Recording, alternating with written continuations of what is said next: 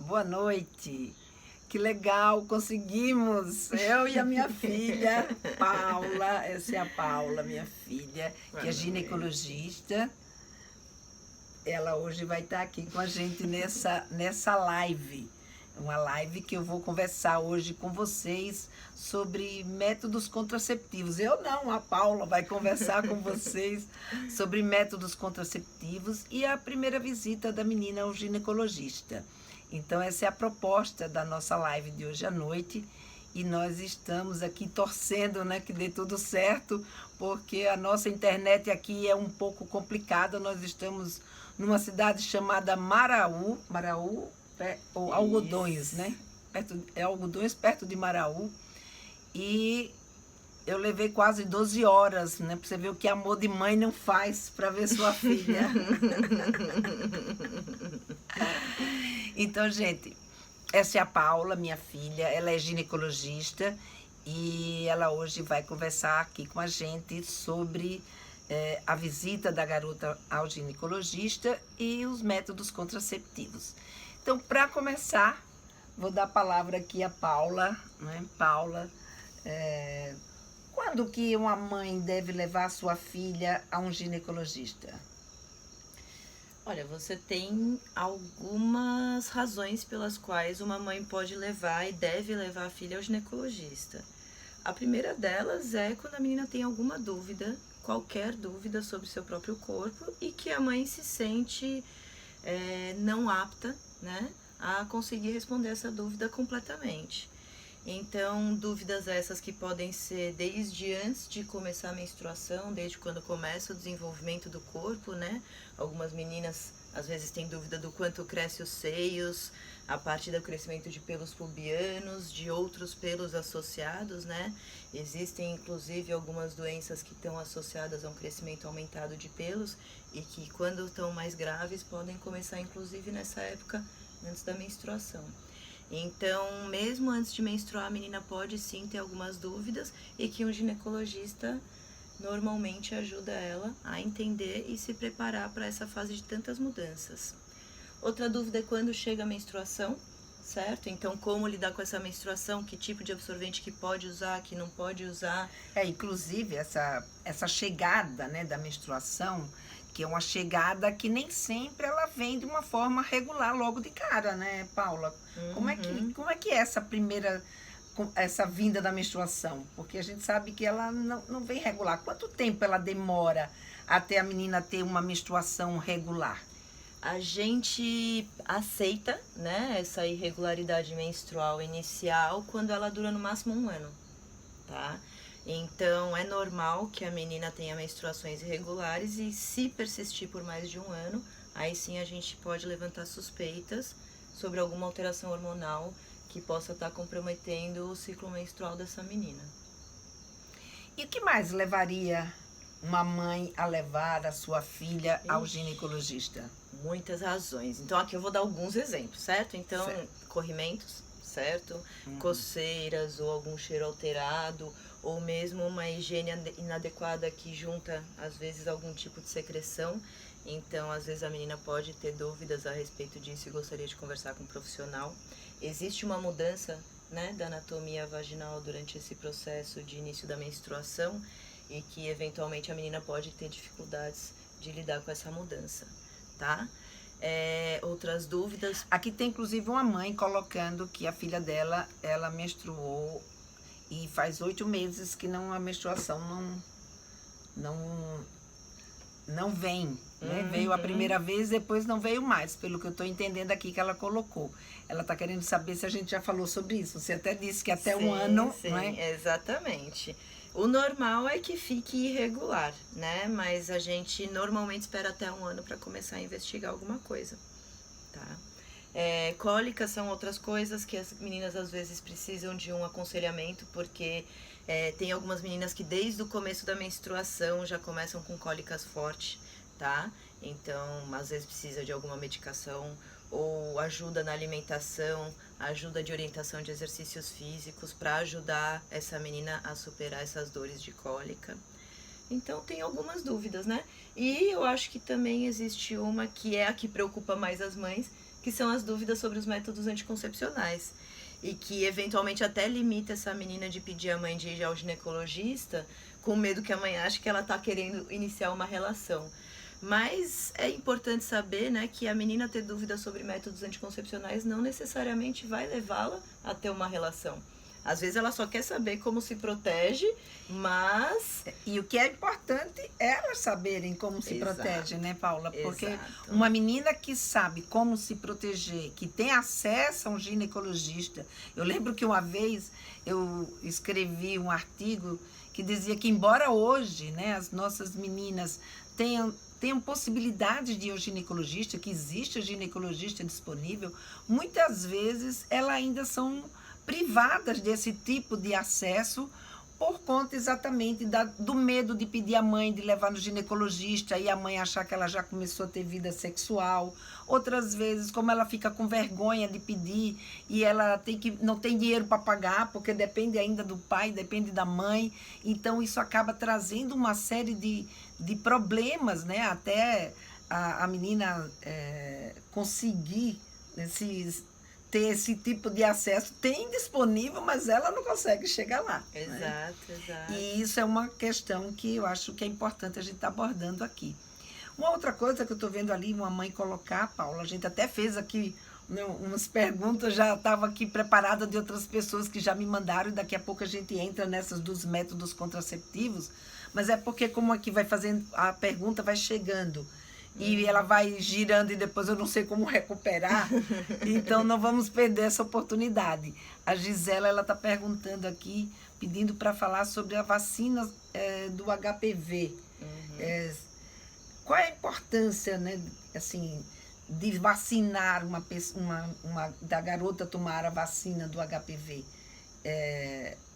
Porque elas precisam se vacinar ainda com a idade muito cedo, não é? E isso... De fato, a vacina do HPV é uma coisa importante para essas meninas? Tá, então aqui a gente tem mais de uma pergunta. A primeira pergunta é sobre a idade de vacinação, tá? Então, a idade de vacinação, ela é a partir dos 6 anos de idade, mas você pode vacinar a qualquer momento da sua vida. Por que que a gente orienta uma vacinação tão precoce? Primeiro, porque você garante que essa menina não iniciou a vida sexual dela, tá? Então, quando você tem uma vacinação precoce, quando ela iniciar a vida sexual, você garante já a proteção contra os principais tipos de HPV. E segundo, que a gente sabe que nesse período de pré-adolescência você tem uma resposta imunológica mais forte. Mas, até hoje, todos os estudos que avaliaram as pessoas, principalmente também mais velhas, viram que essa resposta imunológica é persistente. Então, não existe idade limite para vacinar de HPV. O orientado, sim, é uma vacinação precoce, porém, a vacinação é quando der, né? E se só for mais tardiamente, mesmo assim, tem que vacinar. Qual a importância da vacina do HPV? Inclusive, as próprias mães que nunca tomaram vacina, né? Aproveitando aqui agora, também devem se vacinar. Porque um dos principais problemas do câncer, que causa, né, o câncer de útero é exatamente o HPV. Então, se alguma de vocês aí não tomou ainda o HPV, não é porque vocês não têm mais 10, 11 anos, não é que vocês não vão tomar HPV, não. A vacina contra o HPV não é porque vocês não têm mais 10, 11 anos que não vão tomar. Não, precisam tomar sim. Aliás, isso aí é uma confirmação social para sua filha, ou seja, serve de estímulo para quando ela for tomar, ela ver que não, se a minha mãe toma é porque o negócio é bom, né? Então tá aqui mais uma sacada aqui nessa nossa live para a gente levar, né, e refletir e fazer, né? Não só refletir, mas também fazer, porque isso mostra o cuidado que você tem com você mesmo e o cuidado que você tem com a sua filha.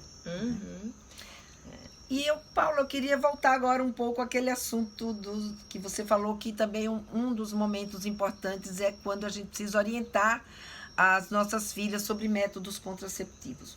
Ou porque ela, de fato, já começou a ter uma vida sexual ativa e precisa, né, se prevenir, porque esse não é o momento ainda para ela ter um filho. Ou mesmo quando ela ainda não começou, mas que ela também gostaria de ir no ginecologista e saber qual é o tipo de método que seria mais interessante para ela.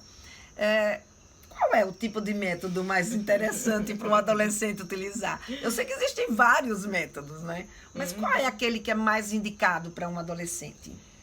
O mais indicado é o que ele use constantemente e sem esquecer, né? Então, assim, a vantagem é que hoje, cada vez mais, a gente tem muitos tipos de métodos contraceptivos e o que a adolescente se der melhor é o melhor para ela.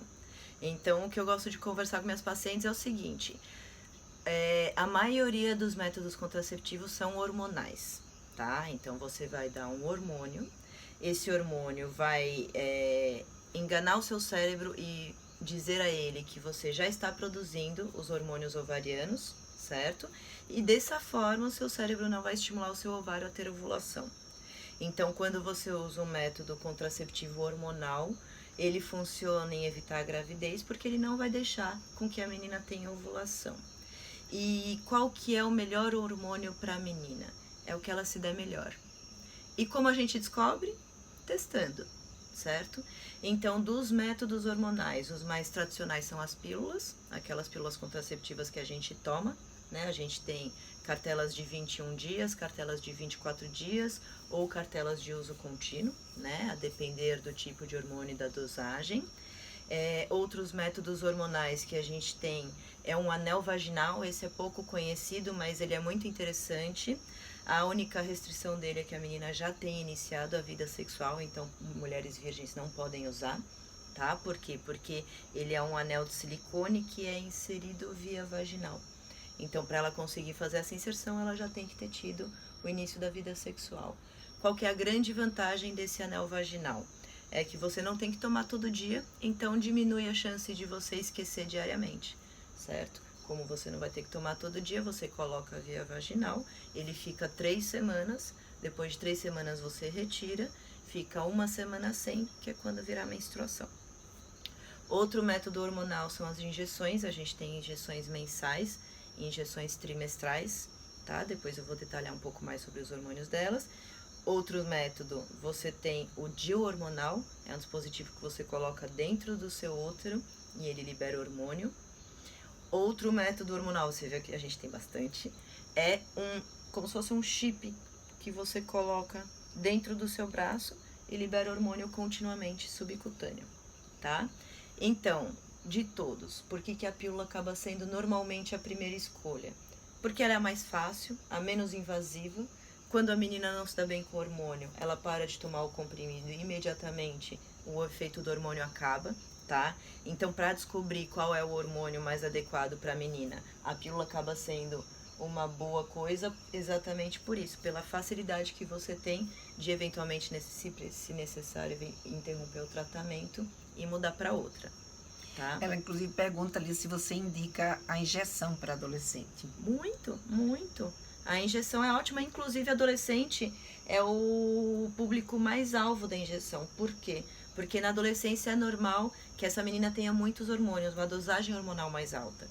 E as injeções, como ela tem que durar 1 mês, você faz um depósito hormonal intramuscular e você absorve durante 1 mês esse hormônio. E normalmente as taxas hormonais da injeção são maiores do que a das pílulas anticoncepcionais.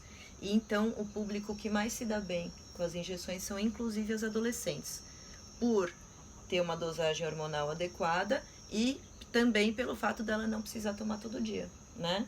É 1 vez por mês, ou na injeção só de progesterona, que eu recomendo só para as pessoas que têm alguma restrição ao estrogênio, essa é a cada 3 meses, a só de progesterona. E, por exemplo, você falou que tem o implante, né? Que o implante que a gente coloca sobre a pele, né? Uhum. Debaixo, né? Debaixo da pele, subcutâneo. Isso, exatamente. Sob a pele, não sobre a pele. Sob a pele. Adolescente também pode usar esse implante? Com certeza, adolescente pode usar. Qual que é a vantagem do implante? Você coloca um dispositivo subcutâneo e ele vai durar durante 3 anos, se a adolescente se der bem com o hormônio. Qual é a desvantagem do implante? Ele, como todos os hormônios, tem os efeitos colaterais. Esse principalmente é muito sangramento, espinha, acne na pele, aumento da oleosidade. E se a menina tem esses efeitos colaterais, você espera um tempo, né, de adaptação. Em média, a gente fala que é de 3 a 6 meses, mas na prática é o quanto a menina tolera. E se ela não melhorar desses efeitos colaterais, você acaba retirando o implante e acaba sendo um investimento, né, que perde-se se a menina não se dá bem com o implante.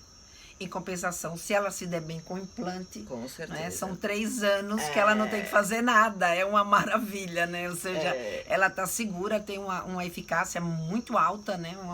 É um dos praticamente 100% de eficácia. 100% único que eu diria mais é o DIU Mirena. O DIU Mirena, que é um DIU que é colocado dentro do útero e que libera hormônio. Por quê? Porque o Mirena realmente ele muda o endométrio, né? Ele deixa o endométrio, que é a camada de dentro do útero, muito atrófico.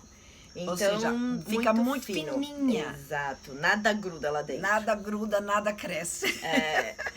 Então, mesmo se eventualmente você tem alguma alteração, porque toma antibiótico, porque mudou o ambiente, porque teve algum estresse, porque liberou um óvulo, eu nunca vi pessoalmente ninguém conseguir engravidar com o Mirena. Existem relatos, mas normalmente é quando esse Mirena é deslocado exatamente por essa alteração dentro do útero, que é mais intensa.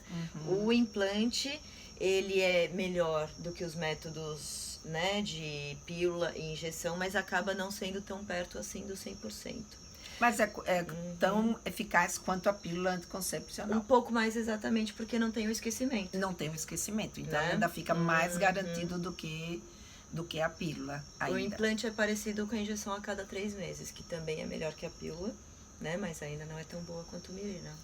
Inclusive, a Leia está perguntando aqui, ela quer saber quanto tempo a pílula leva para poder começar a fazer efeito. Ótima pergunta. Essa é uma pergunta muito boa, porque leva a gente a entender como a pílula funciona, tá?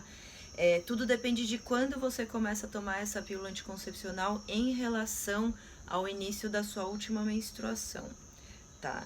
Então, as pílulas que são de 21 comprimidos, que são aquelas que têm um pouquinho mais de hormônio, mas é muito pouquinho em relação às outras, essas você, se tomar até do 3º ao 5º dia, a depender da bula de cada pílula, normalmente até o 5º, ela vai começar a funcionar a partir da primeira cartela. As pílulas de mais baixa dose, você tem que começar no máximo estourando até o 2º ou 3º dia. Essas são aquelas que tem 24 comprimidos na cartela, tá? E por que que existe isso? Porque se você começa a tomar a pílula anticoncepcional bem no comecinho do ciclo, você já no comecinho do ciclo impede que os hormônios desse ciclo comecem a aumentar e estimular a sua ovulação. Então, se você começa a tomar bem no começo do ciclo, a partir do primeiro comprimido da cartela, você já tem esse efeito de impedir a sua produção hormonal e dessa forma já impedir a ovulação desde o primeiro ciclo. Se você atrasou um pouco para tomar essa sua primeira cartela... Ou seja, antes de você entrar nesse outro pedaço, se a garota começa a tomar a pílula a partir, diríamos assim, do primeiro comprimido, não é? Ou seja, daquele primeiro ciclo, essa pílula já começou a fazer o efeito. Se ela tomar na data certa. Sim, ela tomando tudo certo, tudo correndo direitinho, ela começando no dia certo, tomando todos os dias dentro mais ou menos do mesmo horário, não é? Porque o horário marcado é para poder ela adquirir um hábito, não é? E não deixar um espaço muito longo entre uma pílula e outra. Então, ela tomando tudo dentro do que está ali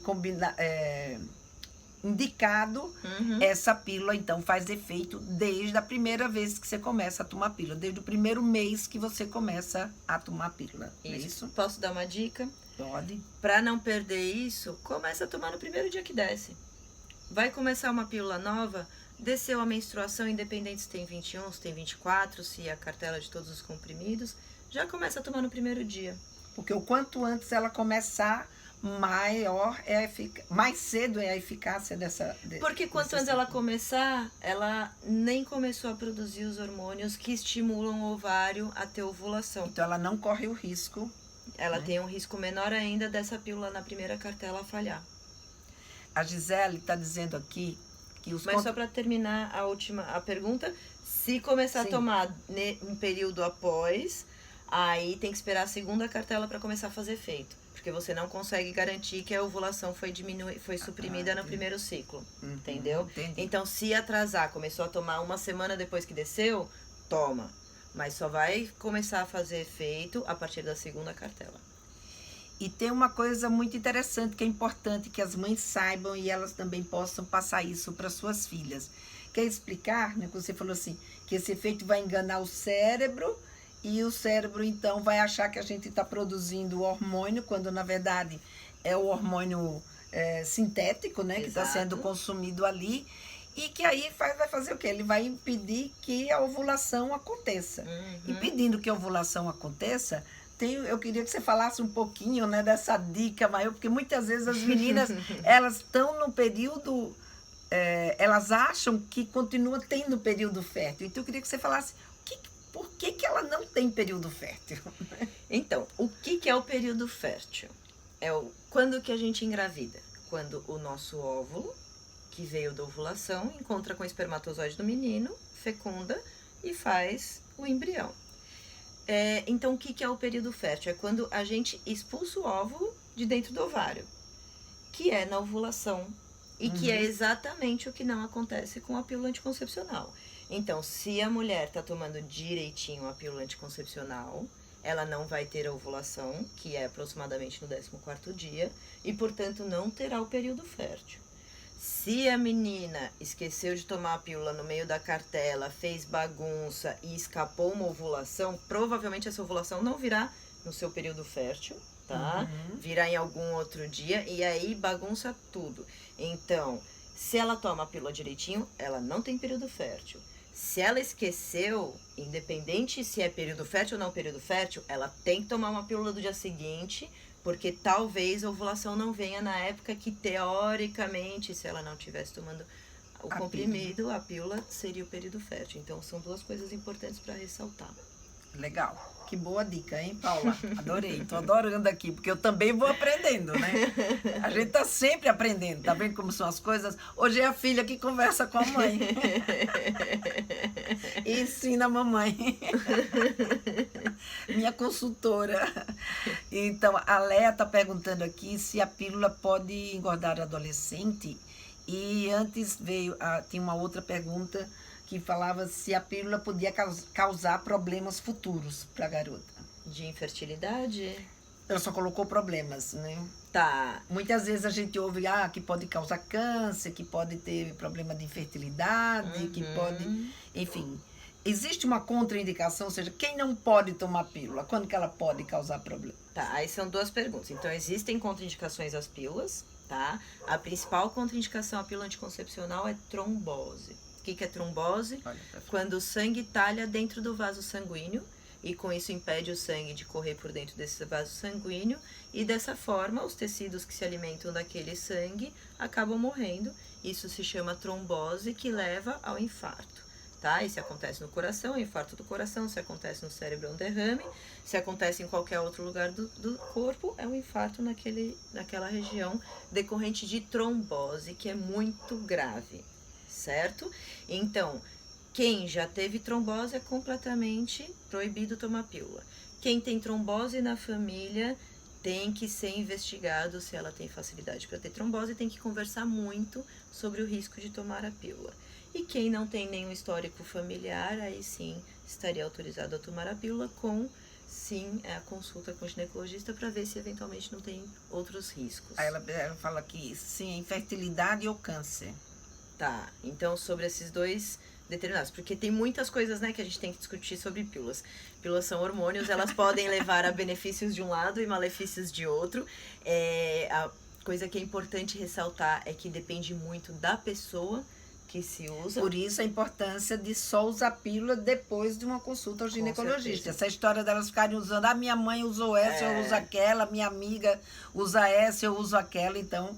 A importância, né, Paula, de ir ao ginecologista com isso aí que você está colocando. Porque a pílula, na verdade, não é só a prescrição inicial e é só o acompanhamento, são as duas coisas, né? Então, na prescrição inicial são essas principais contraindicações e depois o acompanhamento é exatamente a dúvida que estão colocando pra gente das consequências a longo prazo. Da parte inicial, trombose é a principal, a gente tem algumas outras, né, contraindicações, mas a trombose é a que a gente mais gosta de Inclusive, a Léa ressaltar. pergunta se as injeções também causam trombose. A injeção mensal, sim, tá? A trombose é principalmente em decorrência do estrogênio, porém, em casos graves, né, de facilidade a ter trombose, quem já teve, a progesterona também não é muito indicada, porque apesar dela ser menos trombogênica, ter menos esse efeito, ela também mexe um pouco com o sistema de coagulação. Então, o ideal é que quem já teve trombose tenha um risco aumentado, não use nenhum hormônio, se possível, né? Aí, eventualmente, se não for possível, a gente tem que conversar com algum especialista para ver qual que é o mais indicado. Sobre os problemas a longo prazo, sobre infertilidade, os estudos populacionais viram que pacientes com uso de pílula há mais de 10 anos, quando viram esses estudos, elas não tinham problemas de engravidar. Porém, quando a gente vai pegar pacientes que têm problemas de infertilidade, então a menina já tentou engravidar, não conseguiu, aí sim ela entra nesse estudo. Nessas pacientes que têm problema de engravidar, a gente vê que as que usaram pílula por um longo período de tempo têm um pouco a mais de chance de não conseguir um sucesso no tratamento. Você entendeu? Entendi. Então, Ou seja, aquelas meninas que tomaram pílula, daquelas mulheres que estão com dificuldades de engravidar, existe um número maior de mulheres que tomaram pílula durante um tempo muito mais longo do que aquelas que tomaram pílula por um tempo menor. Não, é confusão. Então, daquelas que estão tentando engravidar, as que não conseguem no tratamento da FIV, tem um pouco mais da que tomaram pílula por mais tempo. Não consegue que o tratamento surta o efeito. Exato, ou seja, tenha sucesso. Que tenha sucesso, que ela fique grávida. Que ela fique grávida no tratamento de infertilidade. Então é um grupo muito específico. Ou seja, não é que ela tem dificuldade, não é que elas todas têm dificuldade para engravidar. Ou seja, isso não tem um número significativo. Exato. Mas ela tem mais dificuldade para conseguir que o tratamento tenha sucesso. Exato. Acho que agora ficou claro. Você agora falou de um jeito melhor do que eu, muito melhor do que eu. Foi muito bem. De infertilidade é esse, sobre câncer, tá? Câncer. Depois não me esquece que também ela está colocando ali sobre engordar. Engordar, também falamos sobre engordar depois. Sobre câncer. Câncer de mama, é importante falar. Não aumenta o risco de câncer de mama, inclusive estudos de pacientes que tinham alteração de BRCA1 e BRCA2, que são os tipos genéticos mais frequentes de câncer de mama familiar, aquele da Angelina Jolie, inclusive. Nesse grupo, tá? Pacientes com menos de 18 anos tiveram um pequeno risco aumentado de desenvolver câncer em relação a pacientes que começaram anticoncepcional mais de 18 anos. Em pacientes que não têm alterações genéticas de aumento de risco de câncer, não existe nenhum risco aumentado de usar a pílula anticoncepcional sobre esse ponto de vista. Por outro lado, pacientes que têm risco de câncer de endométrio, a pílula diminui o risco de câncer. E em pacientes que têm risco de câncer de ovário, a pílula diminui o risco de câncer. Então é interessante que ela acaba tendo um efeito benéfico em alguns grupos de risco de tumores ginecológicos. Que interessante.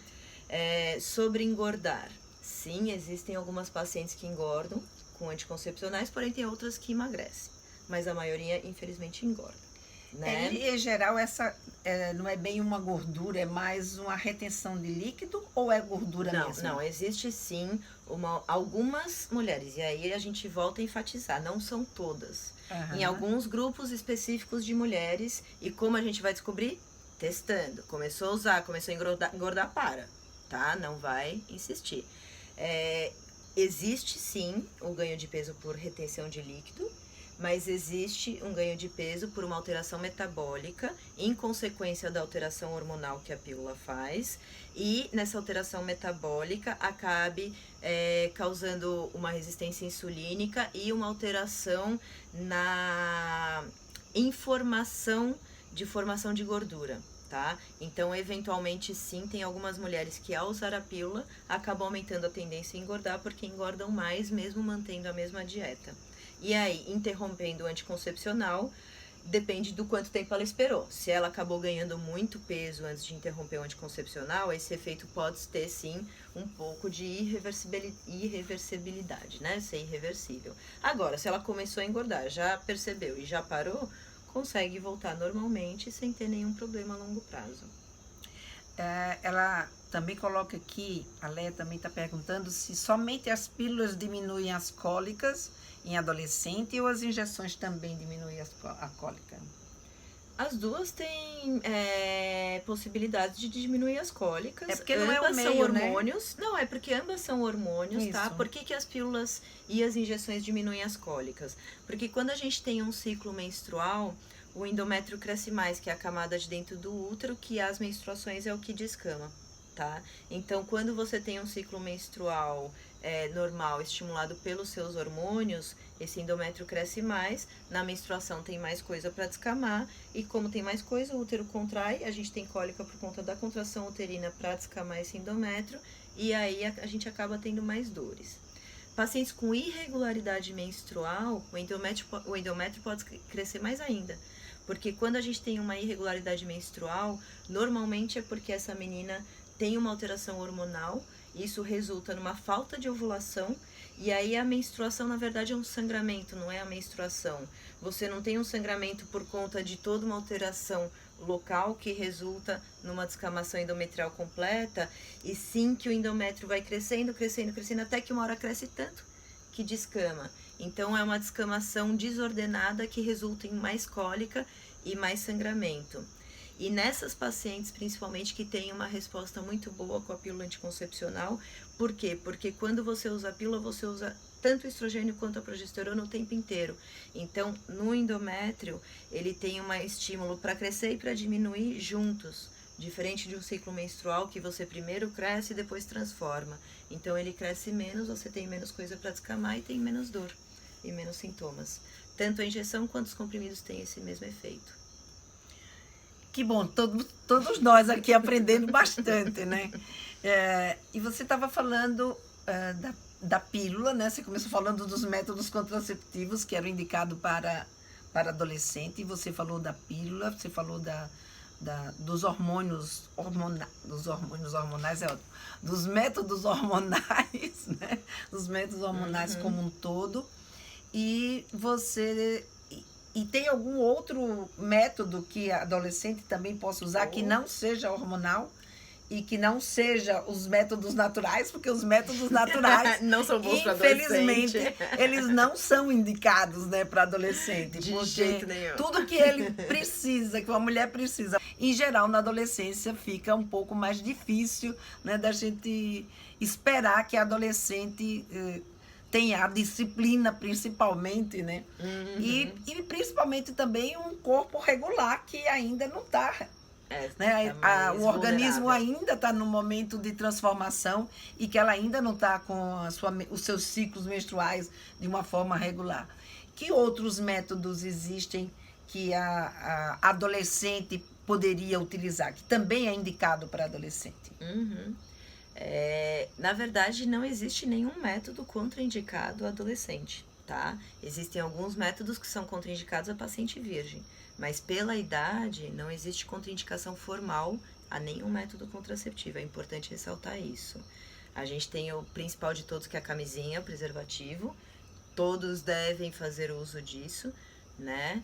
E não só fazer uso, como ensinar a usar. Porque a camisinha, ela, se não for usada direito, ela estoura, né? Ela estoura, ela não funciona e acaba tanto tendo risco de gravidez quanto de transmissão de doença não sexualmente transmissível. Então, o que é importante da camisinha? Não deixar naquela pontinha, certo? Então, quando abre a camisinha, primeiro, quando abre a camisinha, não abrir nem com tesoura nem com dente, tem que abrir com a mão para não rasgar. Depois que abriu, quando for colocar a camisinha, tem que segurar naquela pontinha para não deixar ar ficar lá. Isso é muito importante para a camisinha não estourar. Desenrola a camisinha. Se desenrolou a camisinha, acabou o comprimento do pênis do menino, puxa a camisinha para cima e desenrola completamente até ela estar completamente desenrolada.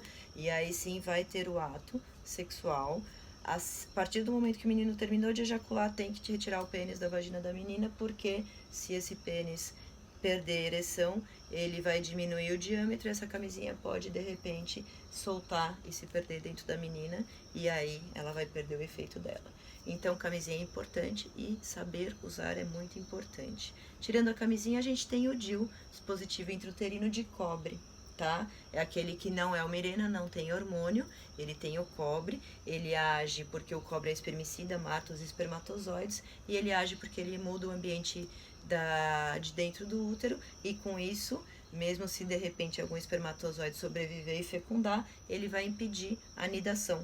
Ele vai impedir que o embrião grude dentro do útero e com isso tenha gravidez. O DIU pode sim ser usado por adolescentes, tá? E inclusive está sendo cada vez mais indicado, porque todos os métodos de longo prazo são muito indicados para as adolescentes. Porque eles têm menos falha, porque depende menos da menina lembrar de tomar. Quanto tempo a menina pode ficar com um DIU de cobre? O DIU indicado para mulheres que nunca engravidaram tem normalmente um prazo máximo de 5 anos. Muito legal. E aí aqui também começaram a vir umas outras perguntas, que agora já não são mais sobre os métodos contraceptivos, mas qualquer coisa a gente volta lá. Não tem problema. É sobre higiene. Teve uma mãe vi. que colocou que primeiro ela queria saber qual era o melhor método de depilação, ou seja, qual era o melhor jeito da menina se depilar, porque ela disse que a filha dela não aceita nenhum tipo de depilação e que ela nem a tesoura ela tá aceitando, e ela quer saber como então a sua filha fazer higiene. E a Ilka também colocou aqui que ela gostaria de saber como ensinar, como deve ser feita a higiene de uma menina, né, para que ela não tenha nenhum tipo de infecção. Então você já aproveita e já responde aí as duas, já que as duas estão tratando aí de higiene e cuidado com a vulva. Então, sobre higiene íntima, sabe o que é muito interessante? Quanto menos sabonete, melhor.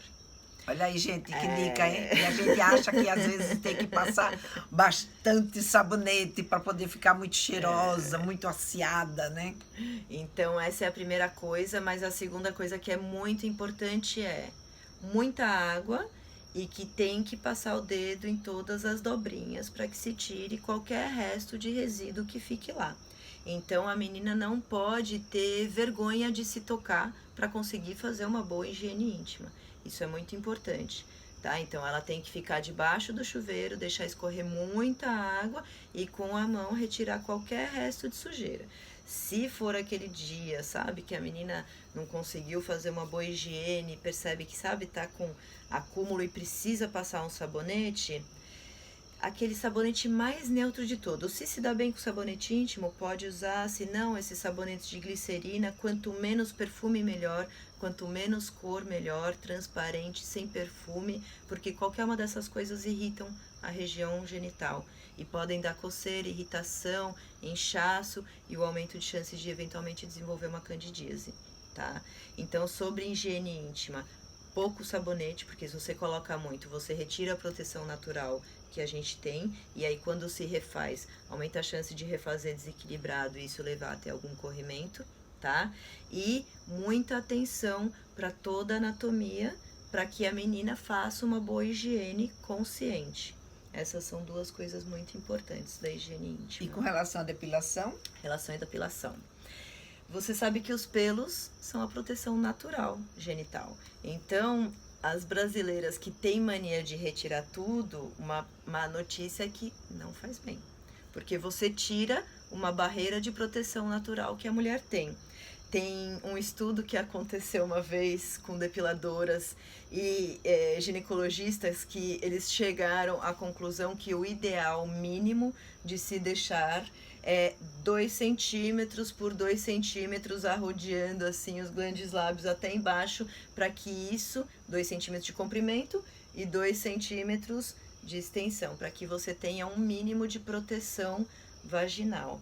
Então, se a menina não quer cortar nada, não tem problema, porque essa menina está protegida. A não ser que, eventualmente, ela tenha problema, sabe, de retenção de muito resíduo, que ela não consiga fazer alguma higiene. Caso contrário, não tem problema nenhum. Ela pode deixar, não precisa se depilar.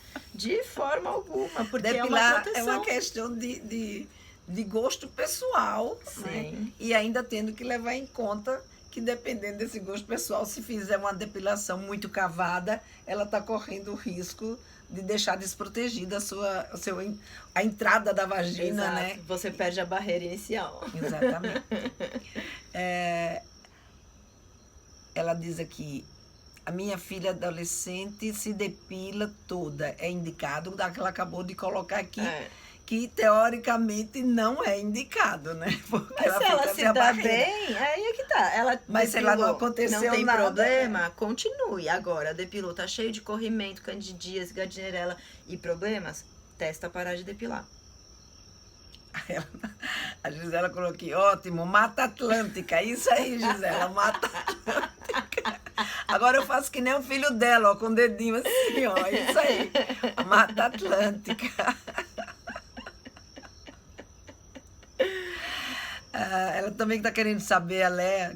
Que bom, hein, Léa, que você está aí tirando todas as suas dúvidas. Você fez o dever de casa bonitinho mesmo. Pegou todas as suas dúvidas e está aproveitando aqui.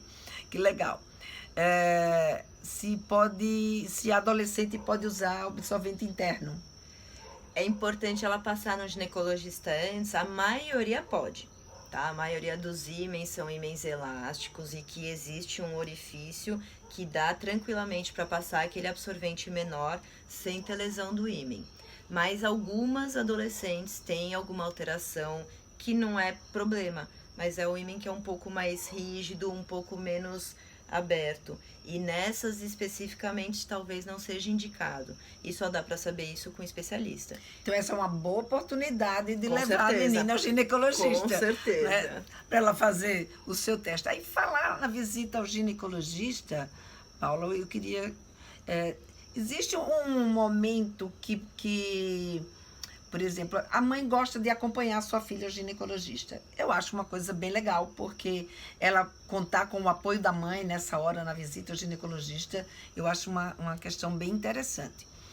Mas, às vezes, por exemplo, o que eu ouço das adolescentes é que, às vezes, ela fica com vergonha, porque ela quer fazer algumas perguntas para a ginecologista e, às vezes, ela fica com vergonha de fazer essa pergunta na frente da mãe, principalmente quando ela não tem possibilidade, ou não tem esse convívio em casa de falar sobre sexualidade.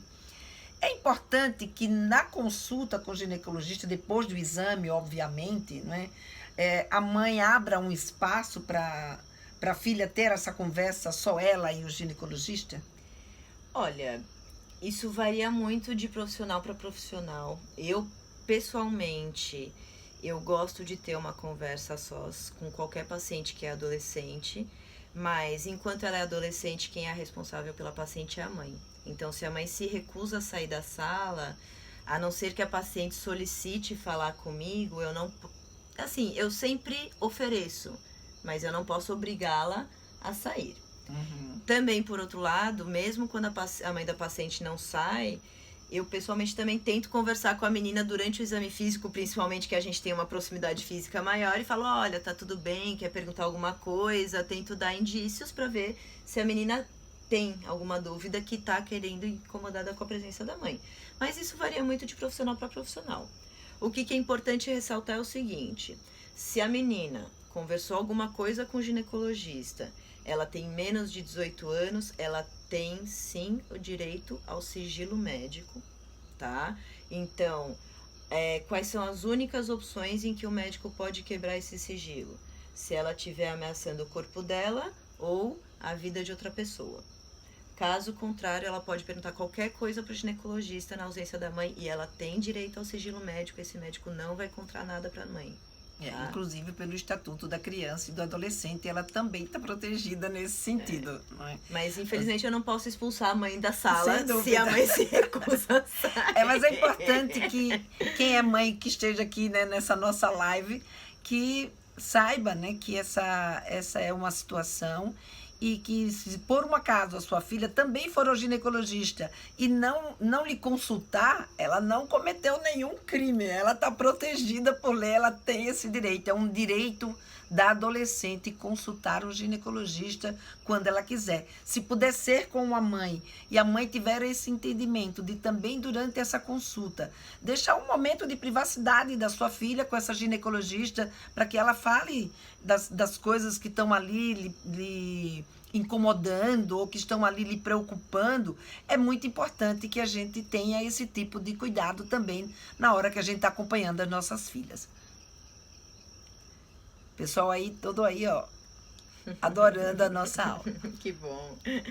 Você quer colocar mais alguma coisa, Paula? Teve alguma coisa que eu interrompi, que você estava explicando, ou que entrou aqui outra pergunta? Ixi, agora eu não lembro. Tem alguma... Ah, eu acho que agora que tá sem pergunta, tem uma coisa que a gente poderia falar sobre pílula do dia seguinte.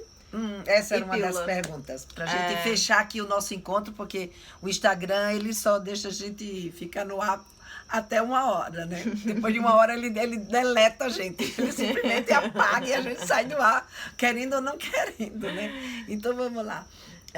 Paulinha, fala um pouquinho sobre a pílula do dia seguinte, porque eu acho que essa é também um conhecimento importante da gente ter, porque faz muita confusão. As pessoas fazem muita confusão com a pílula do dia seguinte, né? Então, o que é a pílula do dia seguinte?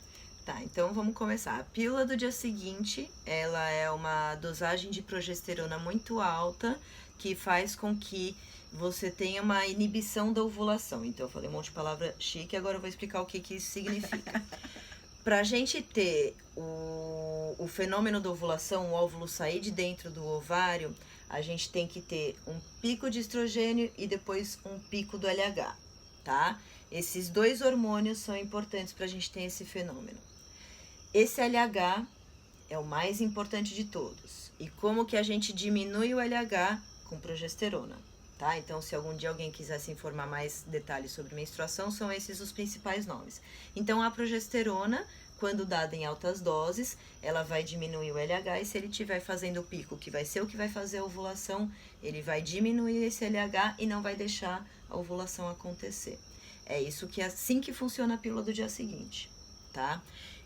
Quando que a pílula do dia seguinte não funciona? Se a menina já ovulou, então o óvulo, depois que você tem ovulação, ele pode ficar até 5 dias no máximo. Não, me desculpa, isso é espermatozoide. O óvulo fica 2 dias, tá? Depois que a menina tem ovulação, certo? Então, se ela já teve ovulação e o espermatozoide encontrou com o óvulo, essa progesterona não vai fazer nenhuma diferença, essa gravidez vai acontecer.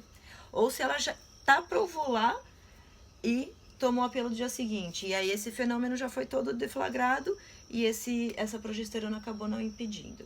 Então, a pílula do dia seguinte vai interferir na ovulação. Se a menina usa uma pílula dessas de cartela, de uso contínuo, e tá usando direitinho, conforme a gente falou antes, não precisa usar a pílula do dia seguinte. Se de repente ela não sabia isso, tá tomando a pílula, achou que estava no período fértil e tomou a pílula do dia seguinte, continue tomando a cartela normalmente até o final e depois acabou, continua a outra para que você não perca a eficácia da pílula que você estava tomando. E essa pílula do dia seguinte, o máximo que ela vai fazer é um sangramento bagunçado aí no meio. Se tiver sangramento mesmo assim, continua tomando a cartela direitinho até o final. Sem parar. Sem parar, tá? Para continuar tendo a eficácia da pílula.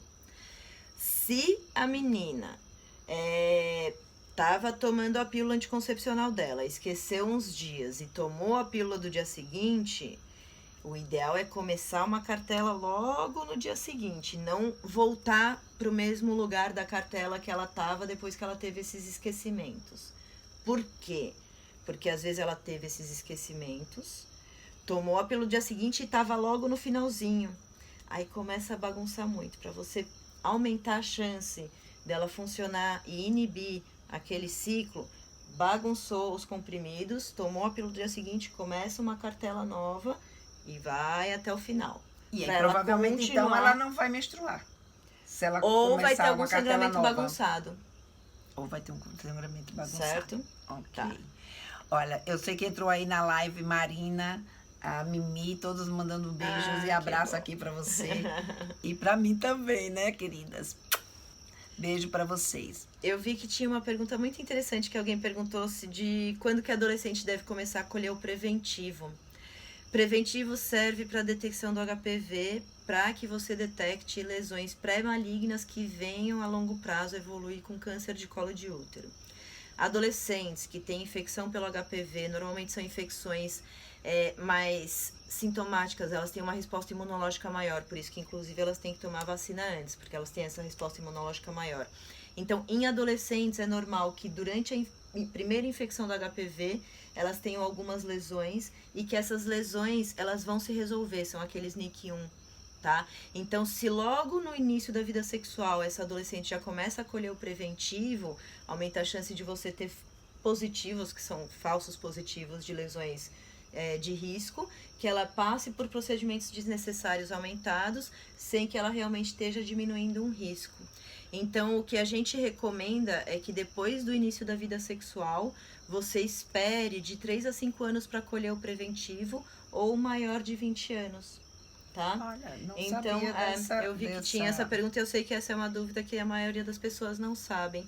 Então, assim, adolescente não precisa se preocupar de colher preventivo, por quê? Porque não deu tempo de virar câncer.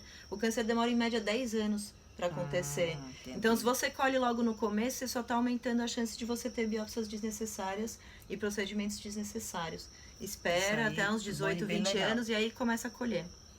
A não ser que seja assim, eu tive uma mãe que morreu de câncer de colo de útero aos 20 anos. Então, assim, ela, além da infecção pelo HPV, também tem uma alteração genética que aumente a velocidade da manifestação disso. Aí tudo bem, mas que isso é uma coisa muito rara, exato. Né? Mas, enfim, é importante ressaltar que existe todo...